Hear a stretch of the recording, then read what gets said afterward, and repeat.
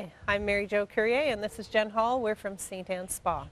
Today we're going to continue from what we talked about last week, which is resistance training, except this week we're going to concentrate on the lower body. We are indeed.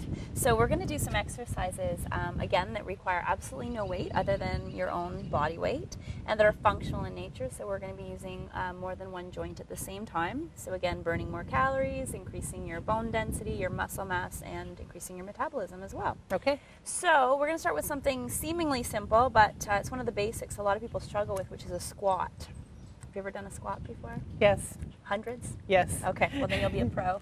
So you can do these with bare feet. Okay. You can do them with running shoes as well. Usually your feet are about hip width apart. However, women, we tend to have wider hips. So sometimes taking the feet a little bit wider is going to take some of the strain off your knee joints. And as well, if you still find squats uncomfortable, you can experiment with turning your toes out slightly on an angle as well, which will help to relieve tension from the knees.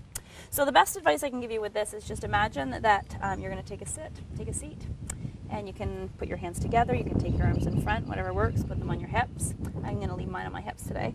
And just have a little sit back, stick your bum out, feel your belly muscles turn on, and then rise yourself up. Squeeze your bum on the way up, have a sit. You want to put most of your weight in your heels, and then rise up. One of the things I see most often is this. I'm exaggerating that, but you want to make sure you're always looking forward. And then if you want to make it a little bit more challenging, let's add a balance and come up on your tiptoes after. So squatting down, maybe arms out, and then rise up. 4 more. That's lovely. If you really wanted to get crazy, you could add a jump to it too. Not today. Not today. Okay. 2 more. Perfect. You seem to be torturing me I'm on good these at shows that. lately. I am good at that. Okay. One of my fortes. Excellent. So we're going to move on to a lunge, and lunges again are often a challenge for people. For some reason, they seem to be very awkward for a lot of people to just get the sense of how to do them properly. So you want to have a nice wide stance. When you come down into a lunge, you want to feel that both of your knees are at about a 90-degree angle, and your torso is right over top of your hips. So tendencies here on this one are to lean forward, to try to push the back heel down, and a lot of people take too narrow of a stance so their knee comes above their toe. Today we're going to make it a little bit more intense because I know you can do a lunge, and we're going to take the back foot up on an elevated plane, which is going to work your glutes a little bit more and also strengthen your low back, give you a little bit more of a stretch in your hip flexor. All right.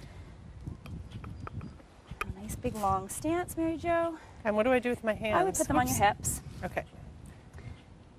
And it's a straight up and down motion where both of your legs are bearing equal amount of body weight. How does that feel? Oh, it's hard on the quads. Oh yes. So quads, front of your thighs, hamstrings, back of your thighs, your glutes, which are your bum muscles. And your core muscles are stabilizing the movement as well. You should probably switch legs. Yeah. And when you're lunging, you always want to make sure you do equal amounts on both sides. A lot of balance involved in this It too. is. So you can finish those up, and we'll carry on with our workout. All right. Thanks, Jen. Thanks for having me. Thanks for joining us for this week's edition of Intermission. See you next week. Intermission is brought to you by St. Anne's Spa, bringing the power of healing through human touch to the world.